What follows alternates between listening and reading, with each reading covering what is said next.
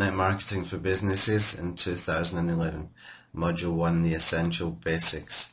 Hi, my name is Tony Hayes. I'm from a company in London called Local Buzz Marketing. We're essentially an SEO training company that help businesses to generate leads and sales online. Now, before we get started into the more detailed things in this book, we have to do a little bit of preparation, but this preparation doesn't have to be so detailed, not at first, because what you will find as we go along, you're going to be developing ideas, and when you start to look at what your competitors are doing, you might take some of their ideas and expand on them as well. So what I want to do is just to get a brief overview first, and I want to make this a short book, but actionable. I want to make this less fluff, more good information, more actionable tasks that we can just keep moving on and keep moving forward, and you can come back and reference this book at any point that you choose later according to whatever subject that you need. Okay, now also this book will come with a video training course as well. So for each actionable step that we're doing, if it's an SEO strategy, if it's a marketing strategy, there will be some over-the-shoulder training where you can watch me doing specific tasks. So make sure that you understand that you can go to the website and register there, sign in, and you'll have access to those videos as well, which should help you quite a lot. Now, before we get started, I've got some very, very basic questions that you need to be able to start to think about right now.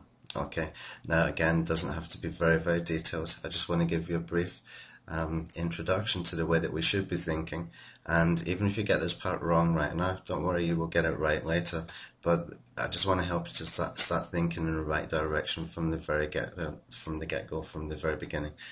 Okay.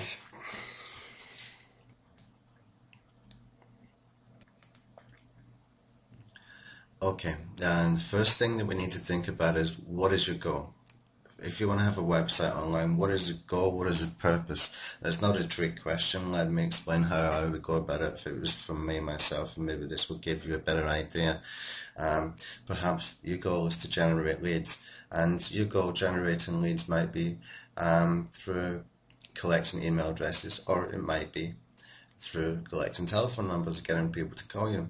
Your goal might be to have an e-commerce website where you're selling physical goods online. That can be delivered. Your goal could be an e-commerce site that is selling products or services online that is more of a digital nature. So I just wanted to understand the basics of what is your goal right now. It's not a trick question. It's not something you have to think long and hard about. Just think to yourself. I mean, if you're a plumber, for example, then you just want to be generating leads, probably from phone calls. You might not want people coming into sending you an email address. That's probably not much good for you to follow up on that kind of thing, but you know, you could be offering professional services, and email makes more sense than getting phone calls. That way you can sell to people multiple times. Alright, so just first of all, think, what is your goal? Take a note of it, and we can think about that more as we go along and as we look at your competitors as well. Okay, number 2, who are your target customers? Okay, it sounds like a very simple question. There isn't any trick to it. It is actually a very simple question. Who are your target customers? Are they people locally? Are they people nationally? Are you looking worldwide? Remember, the further afield you go, the harder it's going to be because it's more competitive, and it might be better to try and start locally first and do what we call geo-targeting. Okay, so I want you to start thinking, who are your customers? Are they people who are going to spend money with you immediately? Are they people who need multiple sales messages before you can start to get a return on investment? Start to think of all those things right now, but it will all become clearer as we go through the book. Okay. Number 3, who are your competitors, both locally and nationally? Now, these are the people who will be ranking where you want to be ranking in the search engines. These are the people who are attracting the customers online that you would like to be attracting online. Find out who they are, find out what they're offering to people, and get some ideas. Just a general overview. Again, it's not a trick question. There's more to come later with this kind of thing, but as we just start to build a picture, and at the end of this module, you should be able to start thinking, okay, I know what my goal is, I know who my target customers are. I know that I want to target either locally or nationally, and I know how my competitors are targeting these people. I've already got ideas of what they're doing. I can take their ideas and I can expand on them and make them better. That's the whole point of doing this module 1, the essential basics. Okay. So find out how your customers are finding your top competitors. Maybe they're finding it out through things like competitions, or is it only search engine rankings, or are they doing very strong social media on Facebook or Twitter? Try and find out how your customers are finding your top competitors online. What are your competitors online are doing to attract those customers? Is it search engine rankings? Is it social media? Find out, and just as much as you can understand right now, try to understand it, and also sign up for everything that they're doing. Get a copy of the newsletters and stuff like that, because we're going to need that later. Okay.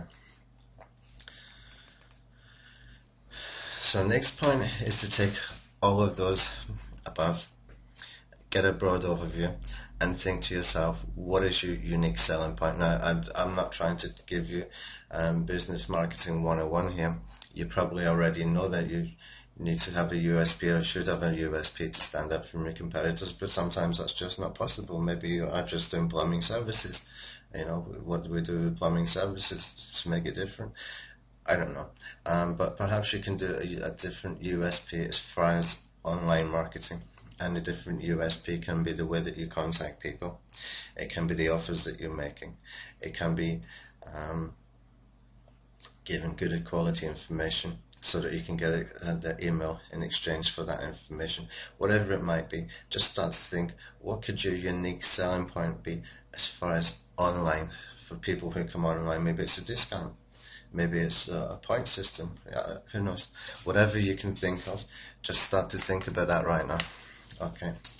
And then I want you to think, what can you give that your competitors are not giving online? So once you've had a look at your competitors, you can see if they're offering something that you could be offering, but perhaps that you could take this a little bit further or a little bit better, but put yourself in the customer's place and not the competitor's place, okay? You have to remove yourself from being the competitor, see yourself as a customer, and think to yourself, well, you know, that's a great offer they've got there, or that's a great idea that they've got there. Me as a customer, I would prefer to have this, this, or this. And then you can go into your competitor's role and think, okay, a customer would probably like certain things extra, or that thing taken away, or maybe a different approach, and then you can start to put it together. So you have got a USP, you have got something that your competitors are not offering online, and that is going to help us as we start to move up the search engines. Okay. Now the next point we need to think about, and again, we're just thinking about things, we're just getting a broad overview, we're not writing a business plan or anything like that. It's not that detailed, we're just thinking about things so that we can easily and quickly take actionable steps later on. Okay, this is just a broad overview. Now the next thing I want you to think about is what format is easiest and best for you to give this information. Whatever information you decide that you're going to give online, you need to think of what format is easiest and best. For me, it's video. I can make these little PowerPoints and I can talk using a screen capture software called Camtasia, and I can knock out content very, very quickly. From that content, I can send the video to an outsourced worker who will transcribe it. Once I have the transcription, I have a written format which I can turn into an ebook, I can turn into a physical book, I have a video, and also I can extract the MP3 and I can make a podcast, all from one piece of information. Now you need to think what format is easiest and best for you to give this information. My preference is video, your preference might be for writing, maybe you enjoy writing. I don't particularly enjoy writing, I don't mind to talk, and I just want to get the information out, so I find this is much faster, much more convenient for me. Whatever you might think is best, you need to start thinking about, but you need to start thinking, how do I get the information out? Do I need to be writing it? Am I comfortable doing videos? If I'm not comfortable doing videos, am I willing to keep practicing doing the videos like this? 10 to 11, 12 times until I start to feel comfortable, because that's what does happen in my experience. And from there, that will help us to be able to create a plan. And we need to have a plan of what we will give, what information we will give for free, what information that we might be trying to charge for, and what information we can get out through social media, through various other ways, and having this basic overview right now will help you immensely later. Now, when I say a creative plan of what you will give for free, what I really mean is this. The currency online today, the real currency online today and in marketing today is people's time, okay? There are lots of good marketing messages and there's a lot of competition for limited resources, which is people's time, okay? And involved in that later comes, people making purchasing decisions which could essentially bring more revenue into your business. But if all we're doing all day long is sending out sales messages, this will not work very well. This really will not work very well. We need to be giving good quality information in exchange for people's time, also their email address. That's the way that I usually do it. That's what works for me as far as doing information products. It allows me to follow up, give better information later, give more good information, all for free, and all the time I'm building trust, I'm building recognition, I'm building authority in the marketplace, and hopefully, people will decide that they would like to buy from me when it comes time to make a purchasing decision that they decided they want to make through information I've been giving them, so that they understand that the value of maybe something like online marketing for you could be something different. Okay.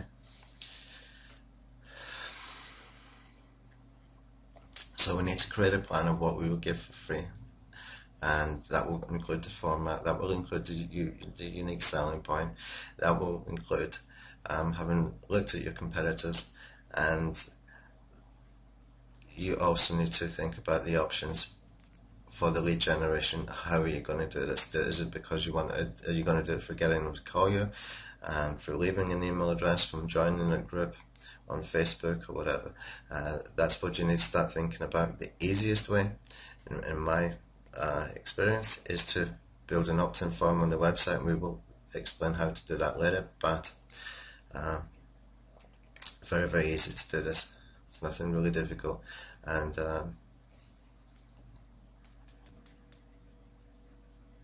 okay, module 2, keyword research.